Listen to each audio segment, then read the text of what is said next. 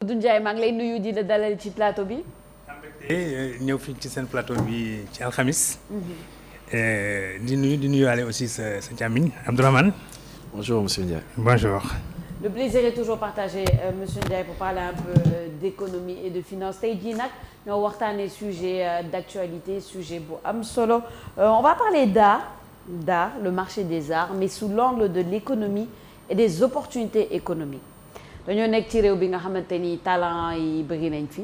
On a beaucoup de talents artistiques dans tous les domaines que ce soit la danse la musique et j'en passe beaucoup d'artistes la peinture et cetera mais souvent dañuy dissocier sax artiste ak koppar dañuy daal les artistes ils sont talentueux mais quelle possibilité pour eux de pouvoir réussir mën a dund ak seen art. seen art mën na leen dundal c'est une vaste question.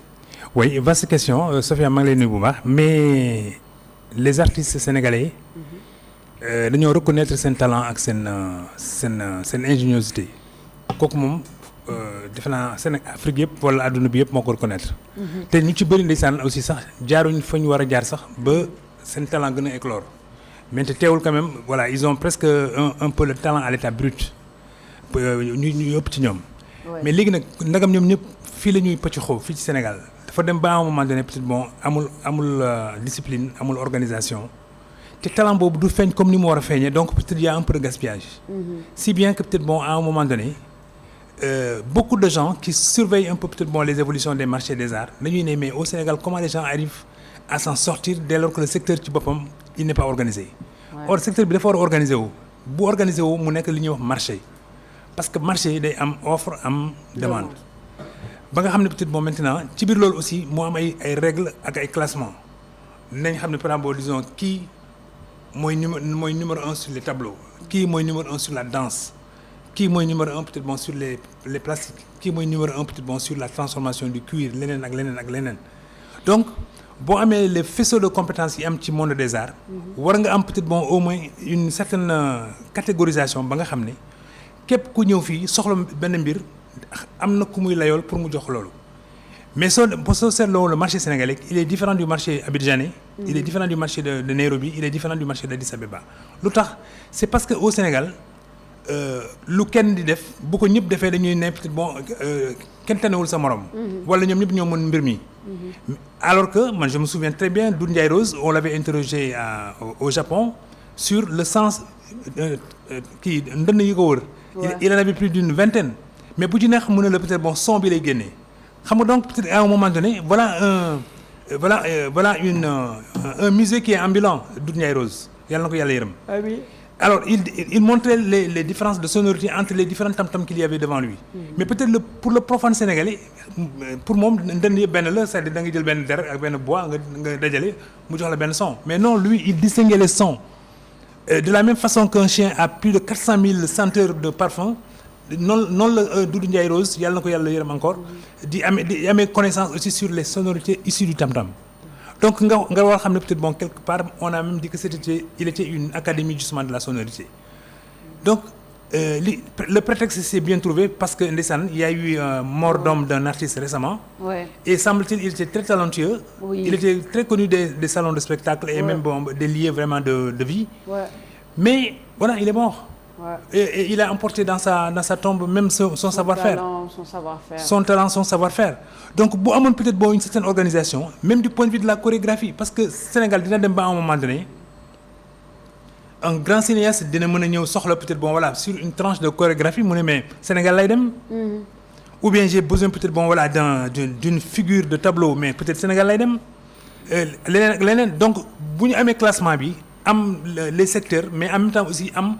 la hiérarchie des valeurs parce que pour que le marché exprime la valeur il faut peut-être bon que la valeur elle-même puisse à s'exprimer et à ce moment maintenant il y a ce qu'on appelle les cotations valeur valeur bu nekk valeur artistique bu nekk ñu ne par exemple kii soo ko bëggee am peut-être cotation bi la tollu tey c'est comme nos premiers artistes nos premiers musiciens ils ont tous fait peut-être bon comment on appelle ça ceux qui arrivent en premier avant que le spectacle ne commence Les premières parties des les spectacles. les premières parties du spectacle, Ouais. peut-être bon. Youssou Ndour, il a fait les premiers spectacles ouais. des grands artistes qui l'ont accompagné par la suite. Baba Maal a fait les premiers spectacles, moom ci boppam. Lui-même aussi, peut-être bon, quand il est devenu un artiste de renom, mais les DJ Awadi sont passés justement par lui pour être promis à Londres. Tout à fait. Je pense Daara J c'est pareil, je pense ñeneen ñi aussi c'est pareil. Donc ku ci nekk à un moment donné di nga xam ne peut-être bon am na kenn ki nga xam ne boo wéeroo ci moom. mu yóbbu la wala mu fësal la. Donc il faut qu'à un moment donné ce marché-là ils s'organisent de cette façon-là, sinon c'est eux tous qui perdent. Et en fait, ils gagnent de l'argent certes, mais ils ne sont pas organisés pour peut-être bon muy am une promotion, une réussite artistique ba nga xam ne peut-être bon succès bi bu ñëwee war a mën a maanaam jox borom aussi peut-être bon voilà une certaine stature, un certain standing, et puis peut-être bon ñu bañ a nekk rek ci bon à la marre di ci pàccaxoo. Quand on parle d'organisation de l'artiste, quand on parle de comment s'organiser pour pouvoir am ci li nga xamante ni ça permet de servir à des générations en termes de finances, en termes d'économie, en termes de passation de savoir-faire par exemple, ban type d'organisation la ñuy wax, peut-être des politiques artistiques, peut-être. Oui, c'est-à-dire que les promoteurs ils doivent se dire un certain nombre de choses mais qui organisent le secteur de la promotion. Ça c'est un. Les industries de la musique ñoom ci seen bopp aussi dañu war a am une organisation pour permettre ñu xam quel est le standing de chaque artiste qui a maintenant un standing bu koy permettre muy dugg dans l'industrie de la musique. D'ailleurs notre ami Djibi Guissé il a beaucoup travaillé justement sur les droits voisins pour ne peut-être qu'aujourd'hui quand même il faut que les musiciens ils sortent un peu de la misère qui les enferme parce qu'ils ont du talent, ils ont du potentiel mais en vérité ils ne sont pas rémunérés à leur juste valeur. Si bien donc peut-être bon la notion de valeur Djibi Guissé travaille là-dessus pour que peut-être bon ku nekk ñu ne peut-être bon li mooy sa njëg. li mooy sa dayoo. Et à partir de là maintenant quand on te fixe des prix c'est des prix qui sont en adéquation avec sa valeur.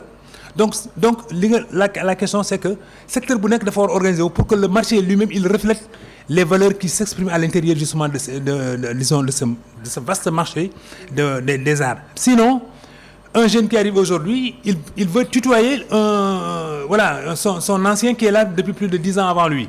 Mais c'est pas normal. Il faut qu'il y ait une certaine hiérarchie.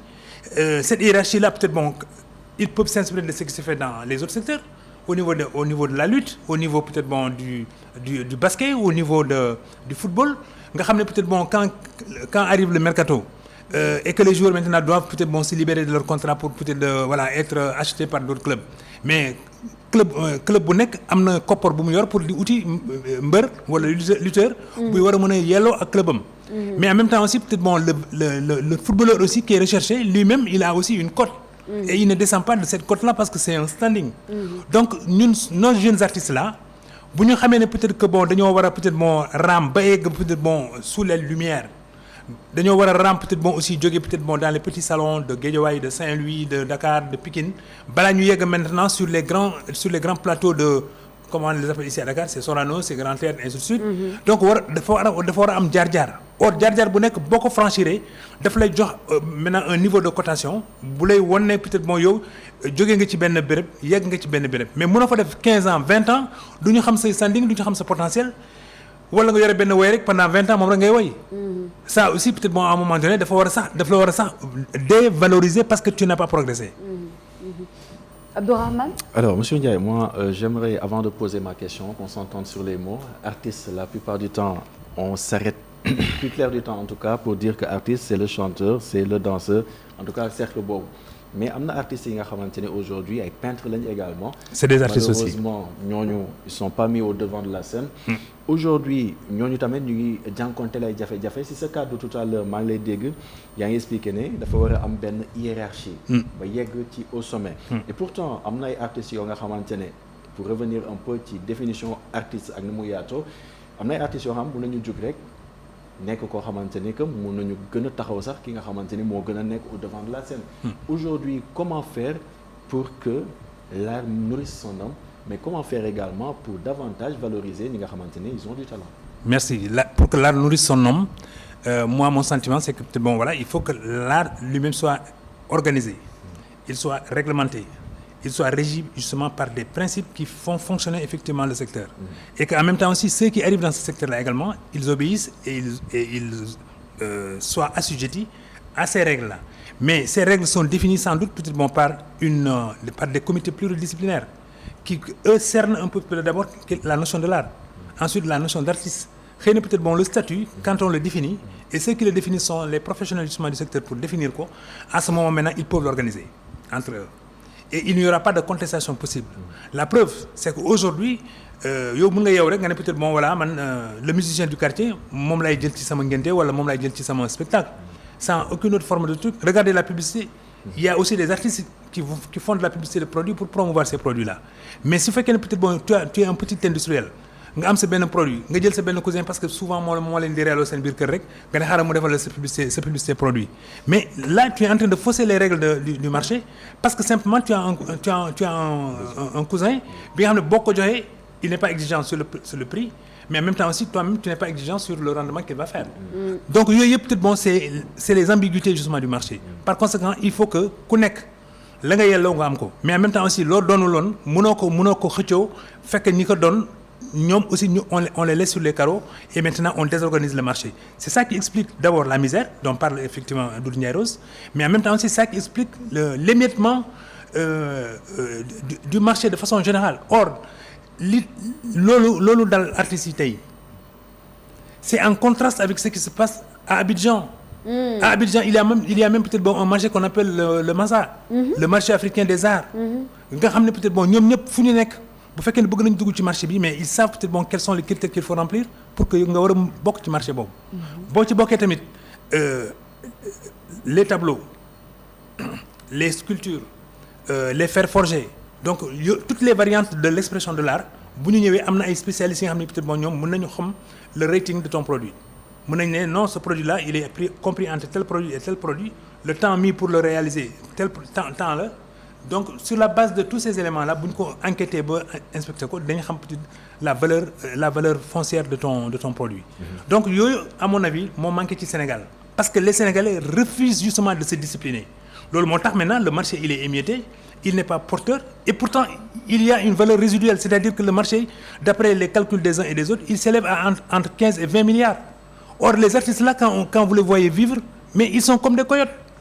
Mais ils ne s'épanouissent pas dans leur art. C'est ça. Et le marché également ferme les yeux justement sur la promotion qu'il fallait faire pour que ces artistes-là sortent un peu de leur carcan.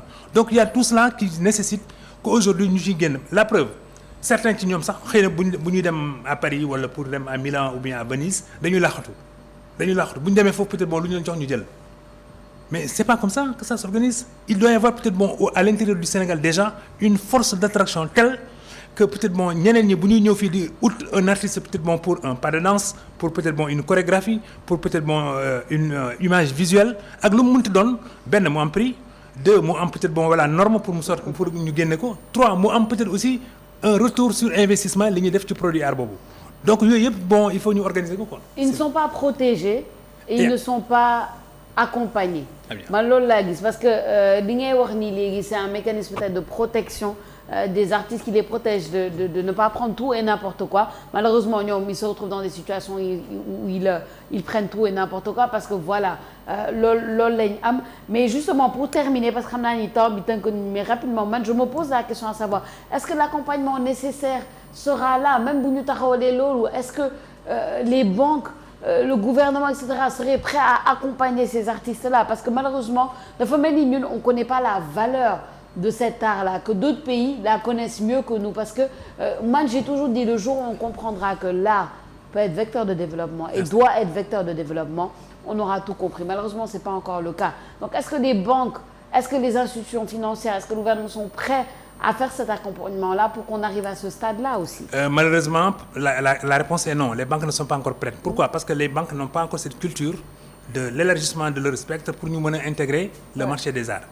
Il y a quelques petites banques qui achètent un tableau pour se faire bonne conscience. Ñu def ko ci seen hall bi nangam ak yu demee noonu quoi. Mais le rapport avec maintenant le monde des arts, avec les acteurs du marché des arts, c'est peut-être bon des rapports très biaisés ba nga xam ne gëmuma ne sax peut-être am na ñu ci accompagne ñu bëri sauf peut-être une ou deux individualités qui émergent un peu du lot. Mais li ëpp solo mooy peut-être que le marché de l'art xool ko à Paris. wala nga xool ko à Londres wala nga xool ko peut-être bon à Winnipeg ou bien à Stockholm. Quand ces marchés-là peut-être bon se sont organisés à un tel point que peut-être bon à une période donnée on dit peut-être bon voilà SOS bi day organiser peut-être bon une vente des œuvres d'art nga xam ne peut-être bon monde bi yëpp day xam date boobu bu jotee ñoom Sofia dañuy defar seen toilette yi nangam génne seen seen fond de valise dem ci rendez-vous de SOS bi boobu. beneen organisé wu à Dubaï nga gis peut-être bon toutes les grandes fortunes du monde aussi dem fa mais ni ñuy demee ci yooyu gox war nañu ko mën a dem ci Sénégal war ko mën a dem ci Abidjan. dafa fekk nag africains yi peut-être bon ñoom ba tey seen niveau d'ouverture moom moo manqué. ba nga xam ne aussi peut-être bon ñoom du ñu intégré ne que ñoom li ñu yor wala li leen di côtoyer tous les jours c'est une réelle valeur. et valeur boobu tamit c'est parce que les pouvoirs publics ñoom ci seen bopp xamuñ ko. ñëw couper ruban symbolique xaw a accosté peut-être l'artiste là photo ak moom wala def benn selfie foog ne peut-être bon le bonheur est là mais alors qu'en vérité on a un potentiel ambulant qui est là et ce potentiel là il faut le revaloriser ba nga xam ne peut-être bon on peut dire un jour le ministre de l'économie et des finances moi j'aimerais bien qu'un député l'interpelle quelle est peut-être bon la part contributive de l'art à la formation du PIB loolu man j'aimerais bien qu'un député pose cette question peut-être bon à un ministre de l'économie et des finances ba nga xam ne ëllëg ak ci biir ñu ne ko aussi peut-être bon le marché de l'art il se chiffre à combien ba nga xam ne yooyu yëpp peut-être buñ ko tegee dina permettre peut-être bon d'abord les acteurs xam ne ndekete ils ont un marché mais qu'en même temps ñoom ndekete li ñuy nekk foofu di paccaxoo yëpp xam nga ku nekk peut-être bon di xaw a comment ils appellent ça mais en fait tout ça c'est de la fiction alors que le marché il progresse ñenn ñi peut-être bon pour qu'ils s'épanouissent il faut qu'ils sortent du Sénégal il y a des valeurs, il y a des tableaux c'est des tableaux de maître réalisés ici au Sénégal mais même pour les déplacer de Dakar pour yóbbu leen à Paris ou ailleurs mais c'est de la précaution ça fait appel donc à des banquiers pour le financement donc du transport ça fait appel à des assureurs qui eux-mêmes peut-être bon compte tenu de la valeur de l'œuvre ñoom ci seen bopp aussi dañuy protéger valeur boobu mais ak aussi toute la précaution d'usage bu war pour que le tableau là soit transporté dans des conditions de sûreté et de sécurité donc gis nga yooyu yëpp dafay accompagner mais nit ñi fii dañuy nelaw le banquier il sort il va à Saly il pense peut-être bon qu'il est banquier alors que peut-être dafa war a génn sax dugg dans les méandres de Guédiawaye de Pikine de partout pour détecter des talents nouveaux pour xool peut-être bon comment organiser un secteur pour voir ultérieurement s'ils sortent un peu de leur misère là comment ils peuvent voilà jouir de leur métier mais en même temps aussi donner de l'épanouissement à d'autres qui vont s'inspirer de leur exemple.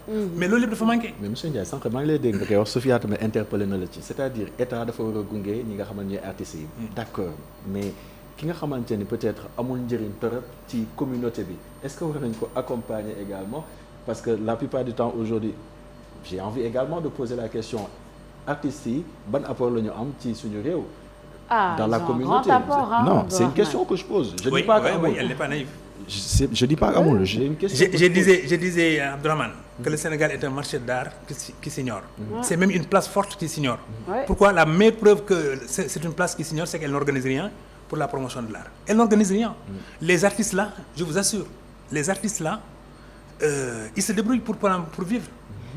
Mais le ministère de la Culture, à la limite même, c'est un ministère qui n'a aucune utilité.